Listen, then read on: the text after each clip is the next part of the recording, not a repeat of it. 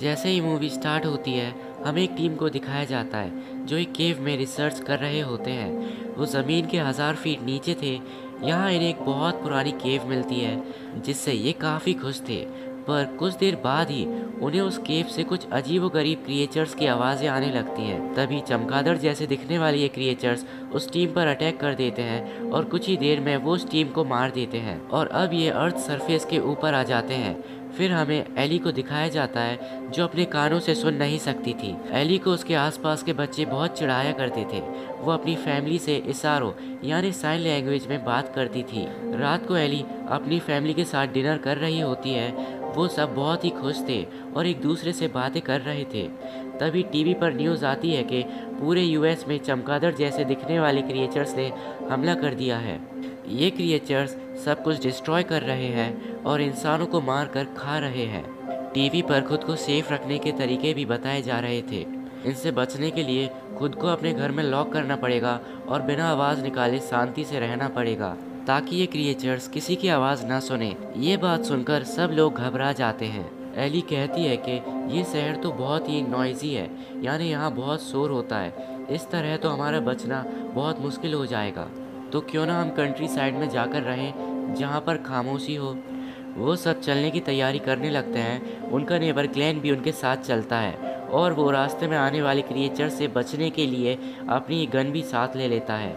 वो दोनों अपनी कार निकाल के कंट्री साइड जाने लगते हैं। रास्ते में एक अननोन इंसान इनकी कार के सामने आ जाता है और इनके ऊपर अपनी गन पॉइंट कर लेता है। वो आदमी उनसे उनकी कार छीनना चाहता था पर ग्लेन उसे शूट कर देता है और वो सब आगे बढ़ते हैं। रास्ते में आगे उन्हें काफ़ी ज़्यादा ट्रैफिक मिलता है तो ग्लेन कहता है कि अगर हम ऐसे ही रोड से चलते रहे तो हम कभी भी वहाँ नहीं पहुँच पाएंगे, तो हम रोड से हटकर ड्राइव करेंगे। दूसरे रास्ते से जाते समय ग्लेन की गाड़ी के सामने कुछ हिरन आ जाते हैं जिनको बचाते बचाते उनकी गाड़ी साइड में गिर जाती है। इस एक्सीडेंट के वजह से ग्लेन काफ़ी ज़्यादा जख्मी हो गया था और उसका पैर वहीं कार में फंस गया था। एली के फादर उसकी मदद करने की कोशिश करते हैं पर वो उसे नहीं निकाल पाते। तभी वो क्रिएचर्स वहाँ आ जाते हैं जिसे देखकर एली का डॉग भौंकने लगता है और जैसा कि हम जानते हैं कि वो क्रिएचर्स आवाज़ की तरफ आते हैं। डॉग की आवाज़ सुनकर वो क्रिएचर्स उनकी कार पर हमला कर देते हैं। ये देखकर ग्लेन अपनी गन चलाता है जिससे कि वो क्रिएचर्स उसके पास आ जाए और ऐसा ही होता है। वो क्रिएचर्स उसके पास आकर उसे खाने लगते हैं और ग्लेन की वहीं मौत हो जाती है।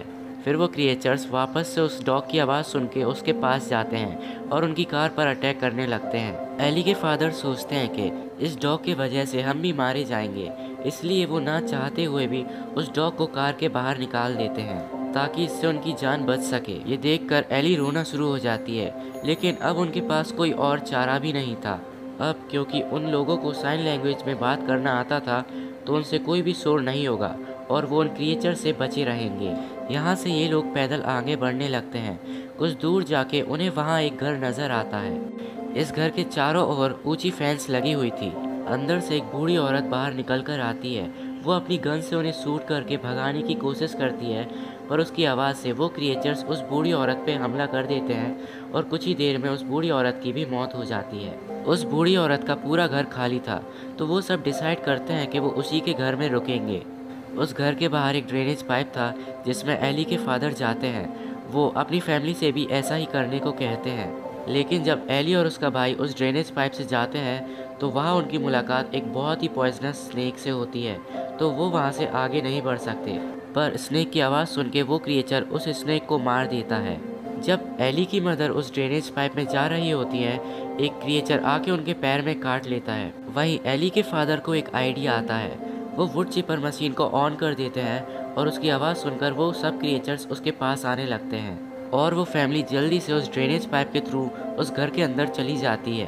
अंदर जाकर जब वो एली के मदर का पैर चेक करते हैं तो उन्हें पता चलता है कि उनका पैर बहुत ही बुरी तरीके से ज़ख्मी हो चुका है, जिसके वजह से उनके शरीर में इन्फेक्शन फैल रहा था और उसे रोकने के लिए उन्हें एंटीबायोटिक की ज़रूरत थी। एली और उसके फादर दोनों ही एंटीबायोटिक की खोज में उस घर से बाहर जाते हैं। शहर में जाकर उन्हें पता चलता है कि वहाँ कोई भी नहीं था, इवन कोई ह्यूमन बीइंग भी नहीं। हर जगह शांति थी। ये दोनों एक खाली मेडिकल स्टोर में जाते हैं और एंटीबायोटिक ढूंढने लगते हैं। उस मेडिकल स्टोर में बहुत सारे लोगों की डेड बॉडीज़ भी पड़ी हुई थी। एली देखती है कि ये क्रिएचर्स मरे हुए लोगों की बॉडी में एग्स दे रहे हैं और अंडे इतने ज़्यादा होते हैं जिनके वजह से इन क्रिएचर्स की तादाद धीरे धीरे बढ़ती जा रही है। ये सब देखकर एली चिल्ला देती है, जिससे वो क्रिएचर्स उस मेडिकल स्टोर में भी आ जाते हैं। एली के फादर किसी तरह फायर अलार्म ऑन कर देते हैं और चारों तरफ पानी फैलने लगता है और मौका देखकर वो दोनों मेडिकल स्टोर के बाहर आ जाते हैं। स्टोर से बाहर आकर उनकी मुलाकात एक प्रिएस्ट से होती है, जो उनसे कहता है कि तुम मेरे ग्रुप का हिस्सा बन जाओ। पर एली के फादर उसे इनकार कर देते हैं। उस प्रिएस्ट की जीव नहीं थी और वो बहुत ही अजीब था। कुछ ही देर में एली और उसके फादर घर पहुंच जाते हैं। घर पहुंचकर वो उसकी मॉम को एंटीबायोटिक देते हैं, जिससे उन्हें अच्छा फील होता है। एली का एक दोस्त भी है जिसका नाम रॉब है और वो भी इन बुरे हालातों का सामना कर रहा है। उससे चैटिंग करने पर एली को पता चलता है कि उसके पेरेंट्स भी मारे जा चुके हैं, पर वो किसी तरह सरवाइव कर चुका है। वो कहता है कि वो नॉर्थ की तरफ जा रहा है। वहाँ पर एक रिफ्यूज भी बनाया गया है जहाँ पर लोग पीसफुली और सेफली रह सकते हैं। एली इंटरनेट पे देखती है कि वो क्रिएचर्स ज़्यादा सर्दी या ठंड में जिंदा नहीं रह सकते। वो अपनी फैमिली से कहती है कि उसके हिसाब से उन्हें ठंडी जगह पर जाना चाहिए, यानी कि नॉर्थ, जहाँ पर उनके बचने के चांसेस बढ़ जाएंगे और वो जिंदा बच जाएंगे। अगले दिन हमें वो अजीब प्रिएस्ट फिर से दिखाया जाता है। अब वो एली के घर तक पहुँच गया था और इस बार उसके साथ और भी लोग थे। वो फिर से एली की फैमिली को फोर्स करता है कि तुम हमें ज्वाइन कर लो, और फिर से एली के डैड उसे इनकार कर देते हैं। और यहाँ हमें पता चलता है कि उस प्रिएस्ट को सिर्फ एली में इंटरेस्ट था। वो उसे अपने ग्रुप में ज्वाइन करना चाहता था क्योंकि एली की मदद से वो अपनी ग्रोथ कर सकता था, क्योंकि उसे एक ग्रुप बनाना था जिस पे वो एक किंग की तरह रूल कर सके। एली के फादर अंदर से एक गन लाते हैं और उस प्रिएस्ट से कहते हैं कि यहाँ से चले जाओ।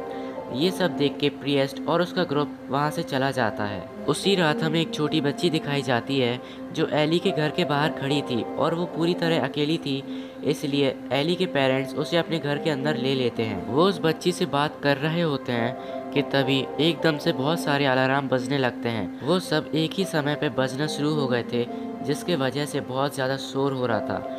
उस आवाज़ की वजह से बहुत सारे क्रिएचर्स उनके घर पे हमला कर देते हैं। एली के फादर्स उन सभी फ़ोन को पानी में डाल के शांत करने की कोशिश करते हैं। उसी दौरान प्रिएस्ट का ग्रुप एली को किडनैप करके ले जाने लगता है। एली की ग्रैंडमदर भी उनके पीछे जाती है और उन्हें पकड़ के चिल्लाने लगती है, जिससे वो क्रिएचर्स उन पर हमला करते हैं। उस हमले में एली तो बच जाती है, पर वो प्रिएस्ट का ग्रुप और उसकी ग्रैंडमदर मारे जाते हैं। वो लोग बहुत उदास होते हैं और यहाँ से इस घर को छोड़ के भाग जाते हैं। रास्ते में फिर से उन्हें वो प्रिएस्ट और उसका ग्रुप मिलता है। इस लड़ाई में वो फैमिली उस ग्रुप के बहुत से मेंबर्स को मार देती है और एली के फादर भी उस प्रिएस्ट को मार देते हैं। अगले सीन में हमें दिखाया जाता है कि एली, उसका भाई, उसकी मम्मी और उसके पापा ये सभी रिफ्यूज में पहुँच जाते हैं और सेफली बच जाते हैं। वहाँ और भी ह्यूमंस सरवाइव कर रहे थे और रह रहे थे। लास्ट सीन में एली और उसके दोस्त को साथ दिखाया जाता है। वो दोनों बो और एरो की मदद से उन क्रिएचर्स को मार रहे थे। अब उन दोनों ने उन क्रिएचर्स को मारना सीख लिया था और ये भी सीख लिया था कि बिना आवाज़ किए एक दूसरे से कैसे कम्युनिकेट करें। And here movie ends. Hope you enjoyed this video. For more such video subscribe to our channel and press the bell icon. Thanks for watching.